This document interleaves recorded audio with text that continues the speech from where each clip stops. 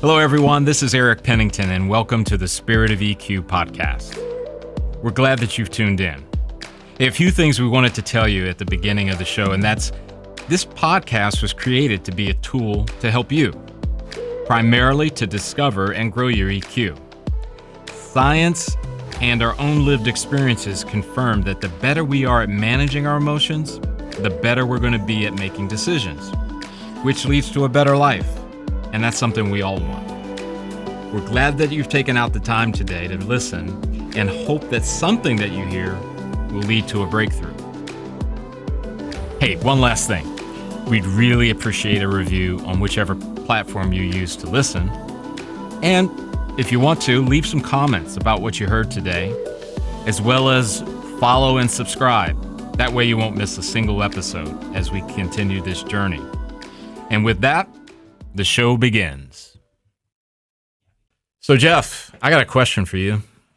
Go ahead. Do you like change? Are you talking about quarters? Well played. Well played, Jeff. Well played. Or are you talking about... No, I'm talking about... Go ahead. Things happening that might not be under my control. That's pretty much where I was heading. Okay. We may have an episode on change, as in quarters, nickels, dimes. Okay. That old form of currency or whatever. But I'm thinking about change in respect to what we feel when change happens. And just to kind of qualify, right? There is change that gets dropped at your front door, and you weren't expecting it. Mm-hmm. It could be good. It could be not so good. There's change that you or I or someone in the audience decides, I'm going to stop doing this and start doing that. Right. That may also relate to maybe a health diagnosis or something. Mm-hmm. Something that you're saying, okay, I have to do something differently.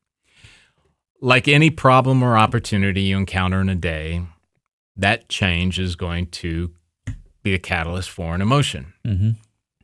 So let's kind of go down and think just, rather in a riff sort of way. What are some of the emotions you think happen or are kicked off by change? First, the type of change that's surprising. You weren't expecting it. Okay.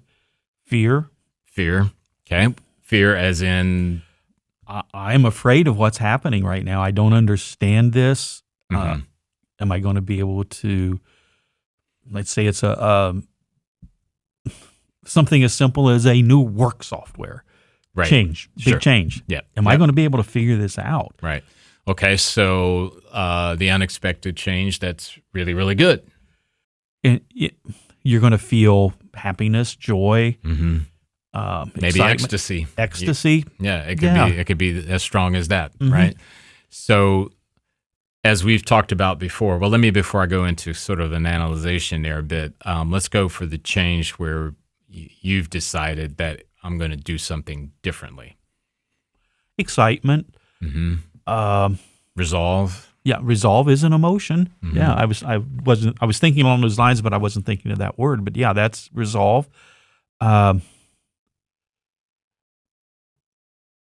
You still could have some fear too, right? Yeah, you're going to have some fear. Am I going to be able to do it? Right. And I think anticipation is different than excitement. Mm-hmm. Because you're looking ahead at, what is this going to look like when I do what I want to do? Yep, exactly. So from the perspective of what we know, that emotions are chemicals in our brain, mm-hmm. that happen to be communicators, mm-hmm. right?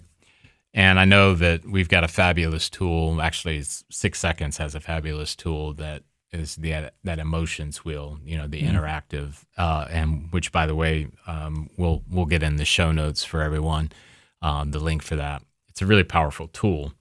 So I don't have that dedicated to memory, mm-hmm. but certainly when we feel fear, that is a certainty or a feeling that there is loss. I'm losing something, right? I'm losing something. Potentially. Or there's danger. Mm-hmm. Right? Okay. So, and by the way, audience, we're trying to create a little bit of a thread to create this wonderful sort of I consider clothing art, so I'm one of those. Tapestry maybe is a better way of saying it. So there's certainly the idea of that you're losing something, but then there's also there's the danger. The danger, yeah. So what do we gain by those messaging, do you think? What's in it for us that our brain has released these chemicals that are communicating that? Well, it's the same, the fear or the danger that we feel when we're confronted with a dangerous situation. It's maybe at a different level, but what that emotion is telling you is, okay, here's something that I need to pay attention to because there is a possibility of something happening. And I like that you use that term, pay attention to, right? Because I think in a world in which we live where we're either trying to perform our way through life or we're trying to hide, and I know it's not just those two things, but those come to my mind, it makes me realize that if we're not careful, we'll just try to run. We'll just try to just push on through, and maybe it won't be noticed. Maybe it won't. But I think there is some value there into examining, what's behind it. What is it trying to say to me?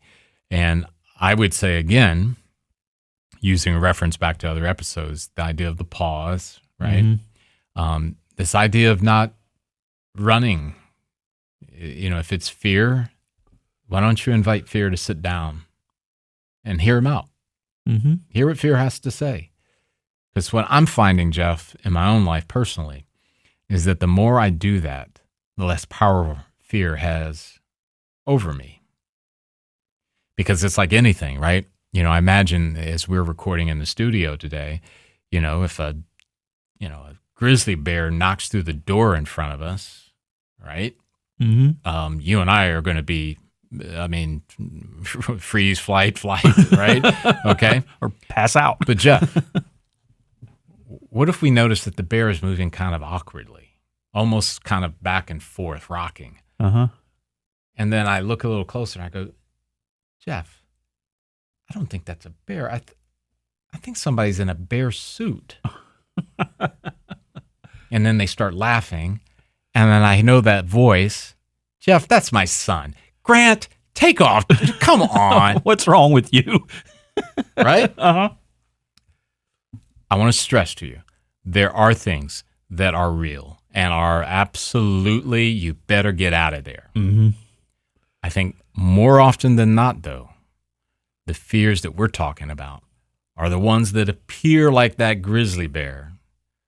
But if we would just wait a little bit, just invite it to sit down, not the bear, but the fear, what we might find is, well, I should be paying attention to it, but I don't think it's something I need to hightail it out of here.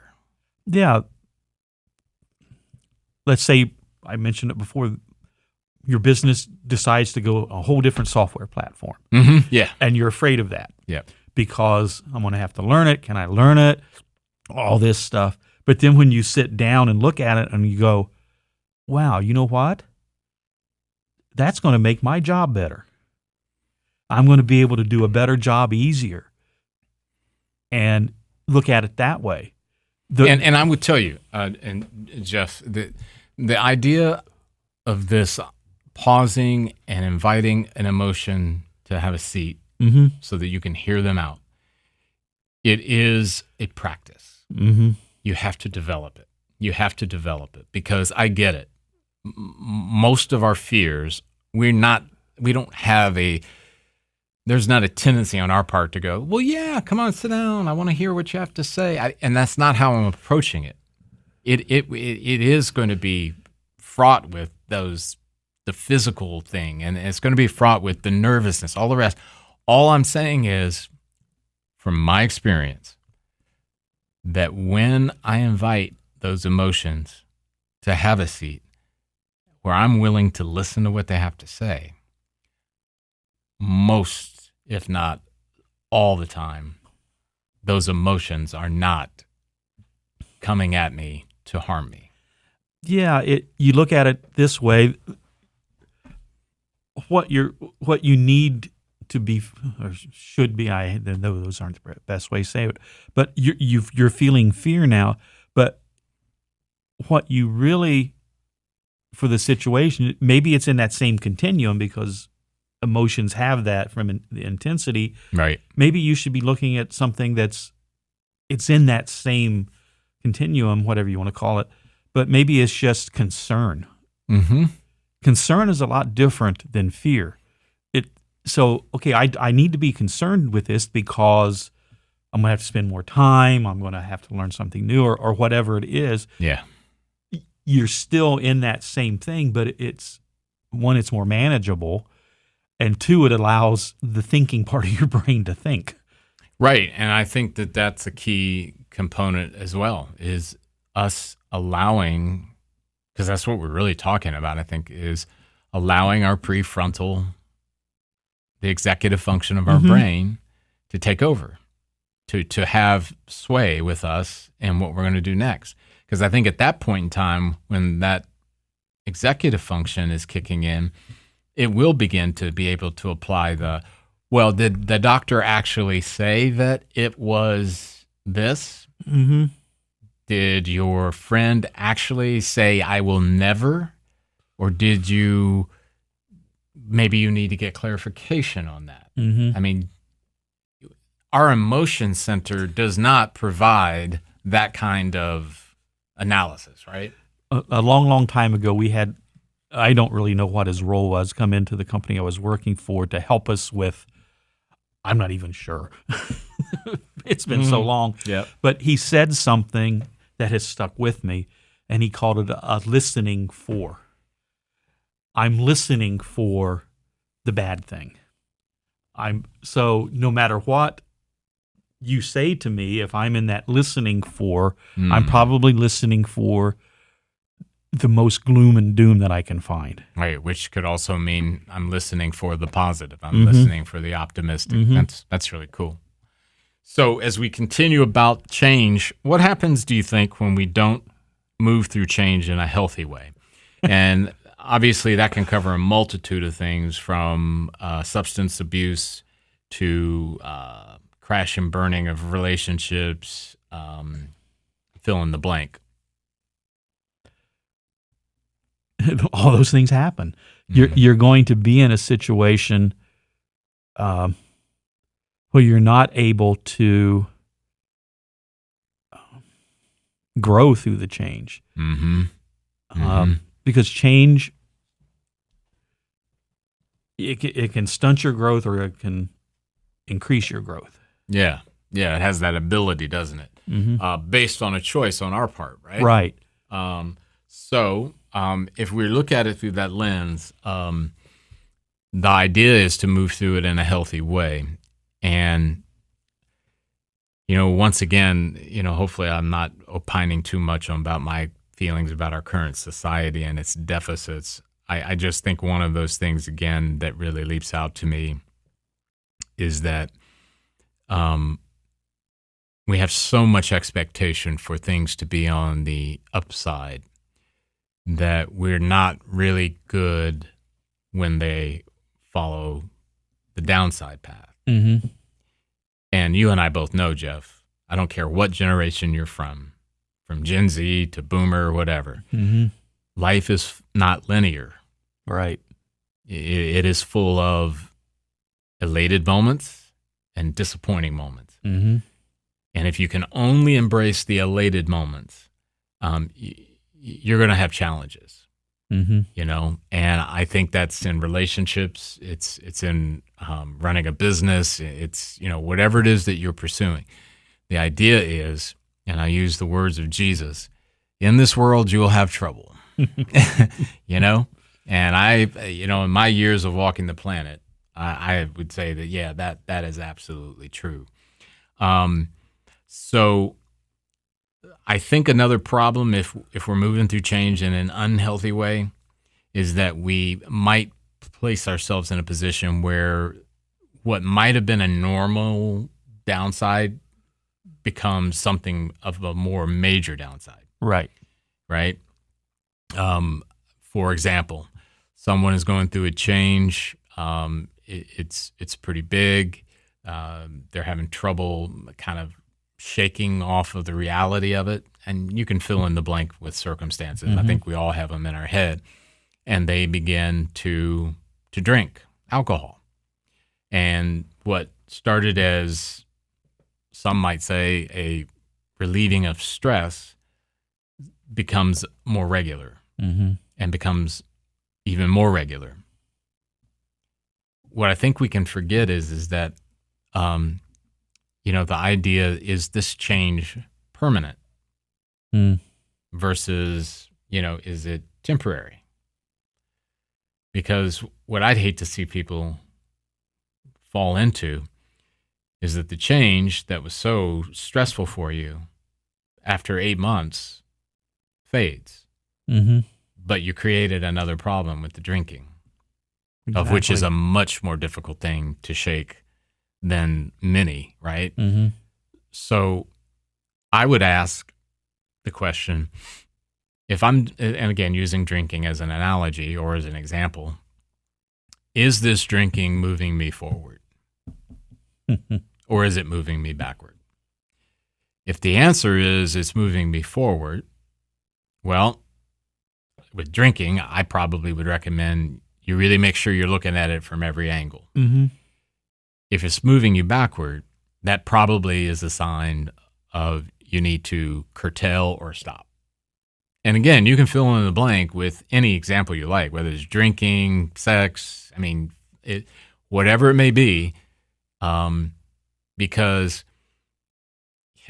unfortunately, life does not allow us to call time out. No. Right? What's the old insurance thing? Life comes at you fast. Right. Yeah. There are no timeouts in life. In the sense of you can't stop time. So the idea that, oh, wait a minute, I need everybody to just hold off on the sideline until I get this particular problem worked out. It doesn't work that way. It's happening in real time. And I think those things you mentioned that we might do, drinking, whatever, more than moving you backwards, I think more importantly, it makes you stay there. You're masking what's going on, and so you don't have to deal with it. So wow, you're stuck. Great perspective. So the idea is that you inhibit your ability to move forward. Yeah. And it's a subtle, I call it a subtle deception, because on the face of it, I would begrudge no one if they say, well, yeah, I occasionally have a glass of red wine with dinner. I'm not going to, but what I have found, and some people who are vulnerable and courageous enough to talk about it would say that it began to be something that they felt like they needed, right? And whether it's that or some other type of substance or form of medication, right? Because it's kind of the idea of medicating. It could be over-exercising. It could be, you name it. Yeah. So with that, maybe that healthy part comes into, maybe talk a little bit about the know, choose, and give, KCG for short. When we think about the know, choose, give, right? So for our audience, the K stands for know yourself, which is a life pursuit inside of our EQ model. The choose is the other life pursuit in our model, and then there's the give. So know yourself, choose yourself, and give yourself. Yeah. So I wanted to look at this from a little different angle, and kind of think of it in terms of, okay, what is it inside of the know yourself life pursuit? Because there's two competencies. I'm going to maybe turn that on its head too, Jeff. I'm going to call them tools versus competencies. Okay. They're both the same, but right. Tools I like in this setting because it kind of gives me the sense of like I'm trying to solve something. I need a tool to fix and such. So, Jeff, the idea I'm going to use here, or the form of description would be tools, right? So when we look at the know yourself life pursuit and those two tools, emotional literacy, enhance emotional literacy, and recognize patterns. We're in change, right? Regardless of whether we've been the catalyst or it's the unknown. Of those two, which one do you think, and maybe it's both, but which one leaps out to you as like, wow, this could be really valuable in moving through change in a healthy way? That's a tough one because they're both important. I think, and I don't want to limit you to just one. No, but I think the recognizing patterns, I think, is probably the most important, because if you recognize that you're feeling something, you've kind of done the first one. So recognize what you've normally done in the past. Yeah, and I want to stress for our audience, this is not exhaustive. This is not saying anytime you encounter change, you must do this. Right. We're just kind of going at it from the angle of what could be of value, because I think ultimately all the competencies would be of value for you going through change. So for me, I probably would go with recognize patterns too, because for me, more often than not, when we encounter change, if you live long enough, it's probably one you've seen before. Some way or another.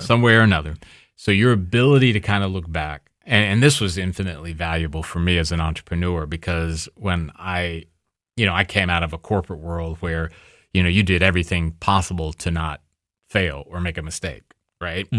But getting into the entrepreneur pursuit, I found, you're going to make a lot of mistakes, and you're going to have ventures that are going to fail.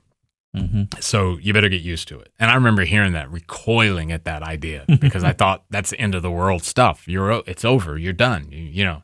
But what I found out was they were right. There is multiple failures that lead to a success. And the first go around, did it hurt? It was embarrassing. I was dejected. I mean, all of the above. What would have happened if, when Elon Musk had his first rocket blow up, he would have went, no, I'm done. Yeah. And to Elon Musk's credit, he came out of an ecosystem where it was encouraged to, quote, fail, mistakes, because that's the pathway to learning. Well, for me, it took me a little bit longer, but when I got to the second time of things not working, I could recognize the pattern. Oh, wait a minute. Yeah, felt that. Yep. It's kind of like the same thing. Yep. Oh, that's a little bit different, but you know what? This isn't the end of my world. I've just got to refocus and pivot, and that's the value of recognized patterns, at least for me in this regard. So when we look at the choose yourself pursuit, where we have consequential thinking, navigate emotions, intrinsic motivation, and optimism, which one of those leaps out for you if you want to go through change in a healthy way? I think navigating emotions. Because you're going to have emotions through this change, and how do you get through them? Yeah, that's good. This one, obviously, for me to say which one, because you could really probably, again, you could pull through, but I'm going to go with optimism. That was close second. This idea that there is this hope and possibility regardless of the circumstances. That one just leaps out. But again, if I had to pick a close second, I probably would say consequential thinking.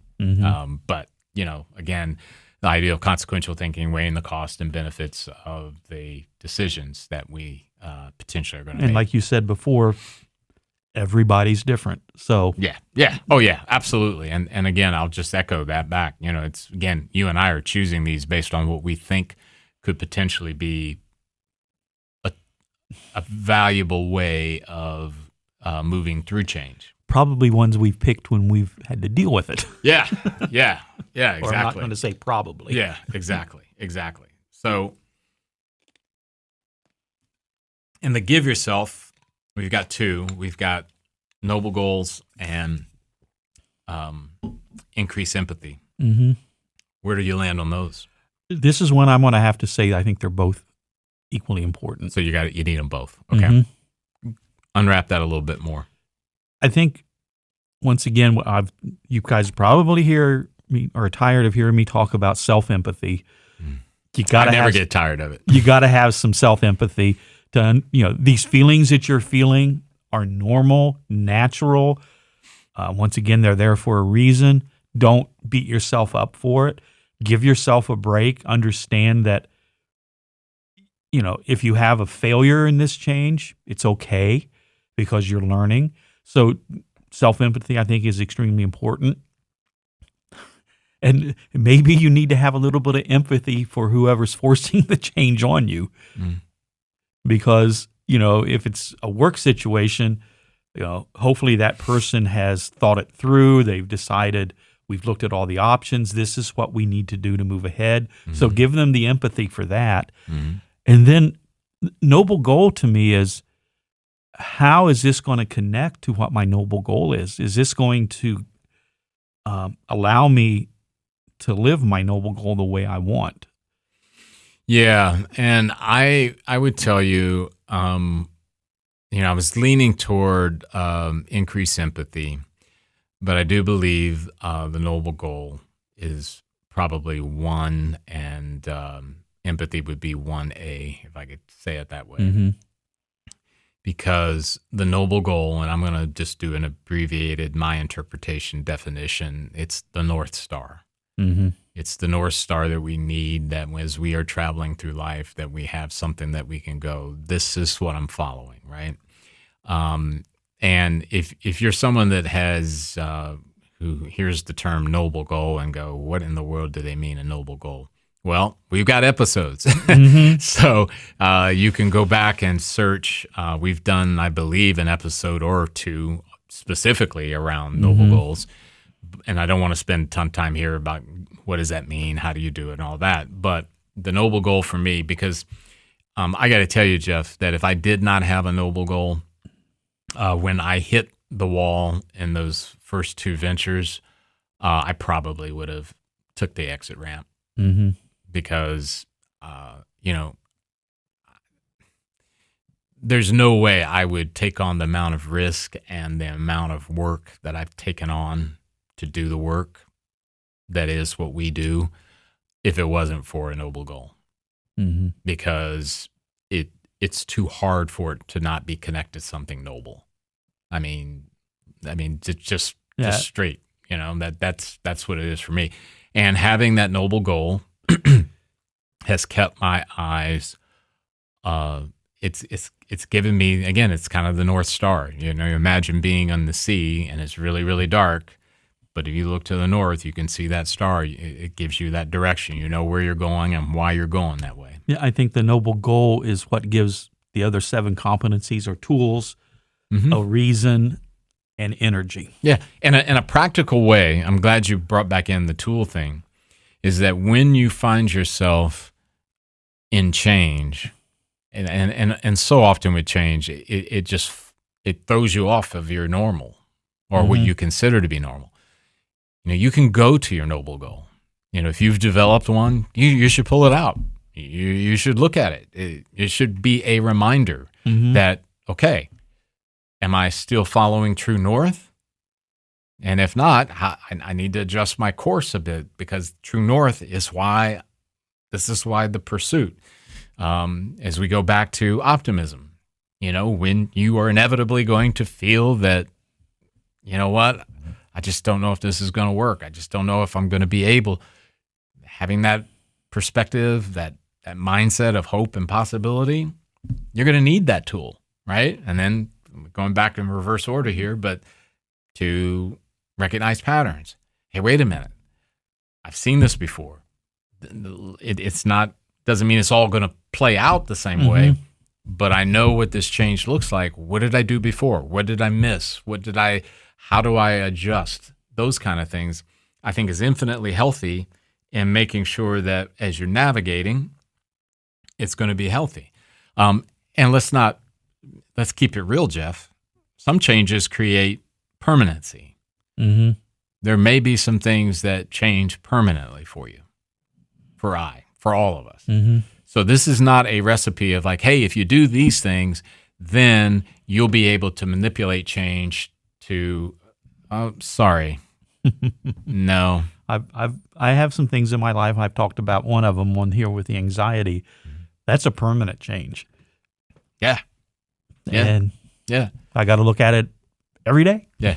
And the reality of that, as much of a downer that is to deal with, I believe, and I'm not going to speak for you, but I believe is its hold and its management becomes more efficient because you don't see it as something that I gotta get this out of my life. I gotta find a way not to have this anymore. Yeah, it's here. It's going to stay.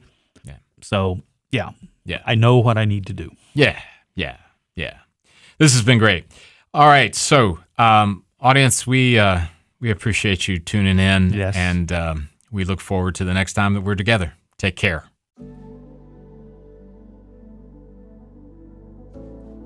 Hi, everyone. This is Eric again. A couple of things as we've ended the show. We hope you enjoyed it. Hopefully, you're tuning in on a regular basis. We'd love it if you would give us a great review on whatever platform you're listening to the podcast.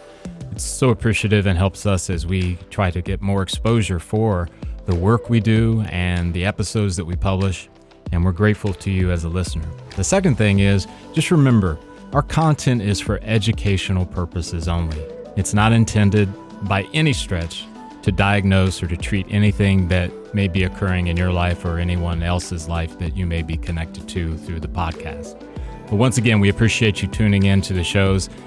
And as always, we look forward to the next time that we're together. Take care.